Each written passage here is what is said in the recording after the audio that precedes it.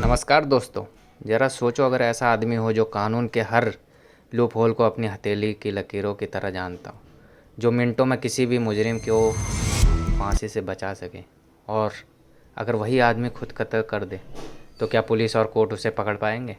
आज हम एक्सप्लेन करने जा रहे हैं एक माइंड ब्रेंडिंग क्राइम थ्रिलर गुमस्तान को, जिसकी कहानी आपको दृश्यम की याद दिला देगी, लेकिन उसके ट्विस्ट और टर्न्स दिमाग हिला देंगे।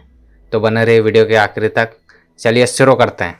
कहानी की शुरुआत क्रिमिनल लॉयर अनवर से होती है, जो अपने क्लाइंट गिरी के साथ पल्ली नामक एक आदमी से मिलने आता है। पल्ली पार्डन पहले एक वकील था, चपरासी था, लेकिन अब कानून के लूप होल्स का इतना एक्सपर्ट बन चुका है कि बड़े से बड़ा वकील भी जब केस हारने लगता है तो उसके पास सलाह लेने आता है। वह गांव से दूर एक सुनसान इलाके में रहता है ताकि उसे कोई दिक्कत ना हो। उसकी पत्नी ऐना और नौकरानी ललिता सहित सब उससे डरते हैं। अनवर पल्ली पार्डन को गिरी का केस फाइल देता है। गिरी बताता है कि गुस्से में आकर उसने अपनी पत्नी के सिर पर लोहे की रॉड से वार कर दिया, जिससे उसकी पत्नी की वहीं मौत हो गई। समस्या यह है कि पड़ोसी गंगाधर ने यह सब देख लिया था और वह कोर्ट में गवाह देने वाला है। पल्ली पार्डन को पता चलता है कि गंगाधर सरकार ने नौकर है। वह अनवर को एक चाल बताता है। अगर गंगाधर ने उस दिन ऑफिस के अटेंडेंस रजिस्टर पर दस्तखत किए हैं तो रिकॉर्ड के हिसाब से वह 10 बजे से पहले ऑफिस चला गया होगा, जबकि हत्या 10:40 पर हुई थी। इस तरह वह यह साबित कर सकता है कि गवाह घटनास्थल पर था ही नहीं और दलील दे सकता है कि मौत गिरने से हुई एक दुर्घटना थी। सलाह मिलने के बाद गिरी पैसे देता है और दोनों चले जाते हैं। फांसी का दंड पाने वाला इंसान एक लूप होल से बच जाता है। एक दिन पल्ली पार्डन दो गैंग्स के बीच सुलह करवाने जाता है, जहां वह एक पीटर नाम के लड़के को देखता है। पीटर उसकी पत्नी ऐना का एक भाई का बेटा है, जिसने ऐना को बेवकूफ़ बनाकर पैसे उधार लिए थे और आप सब गवा चुका था। पल्ली पार्डन उससे पैसे मांगता है, लेकिन पीटर टाल मटोल करता है। इस पर पल्ली पार्डन उसे उसके दोस्तों के सामने पीटता है। शाम को नौकरानी ललिता कल होने वाली पेरेंट टीचर मीटिंग के लिए छुट्टी मांगती है और ऐना उसे दे देती है। जाते जाते ललिता पल्ली पार्डन और ऐना के बीच पीटर को लेकर झगड़ा होते हुए सुनती है। ऐना चिल्लाने लगती है। पल्ली पार्डन का चेहरा गुस्से से लाल हो जाता है और वह ऐना को गला दबाने लगता है, उसे मारने लगता है। ललिता यह सब खिड़की से देख लेती है, लेकिन डर के मारे वहाँ से भाग जाती है। अगली सुबह मीटिंग रद्द होने की वजह से ललिता वापस काम पर आती है। दरवाज़ा खटखटाने पर पल्ली पार्डन खुद खोलता है। ललिता देखती कि उसके कपड़ों पर खून लगा है और घर का सारा सामान तितर बितर पड़ा है। वह अंदर ऐना से मिलना चाहती है, लेकिन पल्ली पार्डन उसे तुरंत छुट्टी पर जाने को कहता है और दरवाज़ा बंद कर देता है। ललिता को यकीन हो जाता है कि पल्ली पार्डन ने अपनी पत्नी को मार डाला। वह गांव जाकर सूरा नाम के एक आदमी को सब कुछ बता देती है।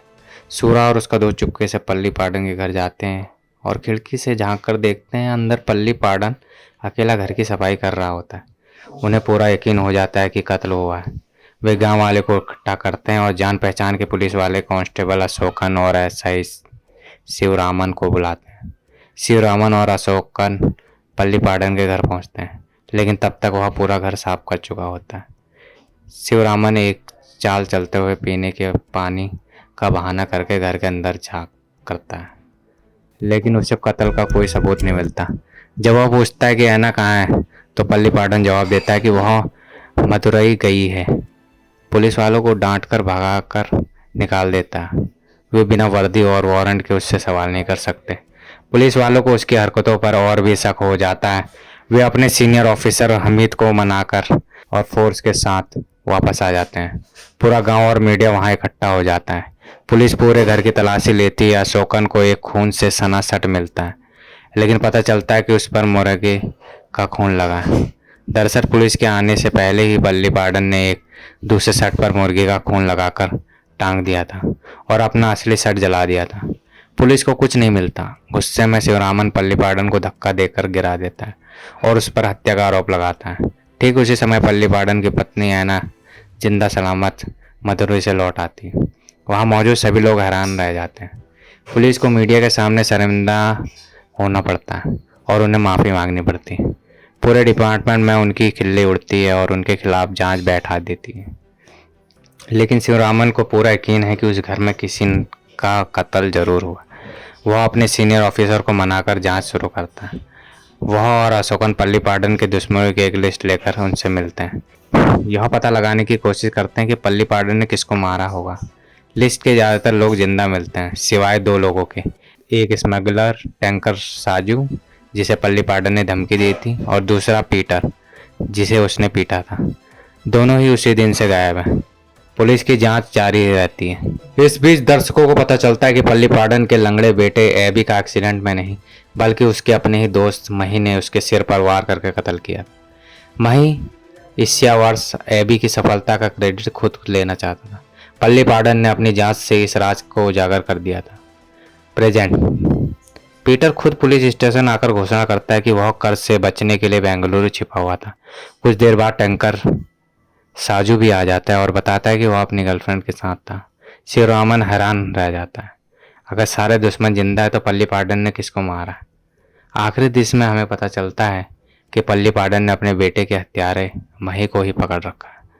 उसने उसे अपने घर के एक गुप्त कमरे में बंद करके रखा हुआ है। वह मही को बताता है कि उसने कैसे सारे सबूत मिटा दिए और पुलिस को गुमराह किया। आखिरकार वह उसी लोहे के रॉड से मही के सिर पर वार करके अपने बेटे का बदला लेता है और उसकी लाश को गायब कर देता है। फिल्म का अंत होता है जब मही का भाई हरी उसकी गुमशुदगी की रिपोर्ट दर्ज कराने पुलिस स्टेशन आता है और पुलिस का एक ऐसे अपराध की तलाश शुरू करती है जिसका कोई सबूत ही नहीं। तो दोस्तों, ये थी गुलिस्तान की पूरी कहानी। एक ऐसी फिल्म जिसने ये साबित कर दिया कि कोई भी क्राइम परफेक्ट नहीं होता। अब बड़ा सवाल यह है, क्या पुलिस कभी माही की लाश ढूंढ पाएगी? क्या पल्लीपाडन का सच कभी सामने आएगा? और क्या उसकी पत्नी एनी और वकील कुर्वे भी इस खेल में शामिल थे? आपकी थ्योरी क्या कहती है? हमें कमेंट में ज़रूर बताइए। अगर वीडियो अच्छा लगे तो लाइक करना और शेयर करना ना भूलें और सब्सक्राइब तो बिल्कुल मत भूलिएगा। और हाँ, ऐसी थ्रिलर मूवी एक्सप्लेन वीडियो देखने के लिए हमसे जुड़े रहिए। मिलते हैं अगली कहानी में। धन्यवाद।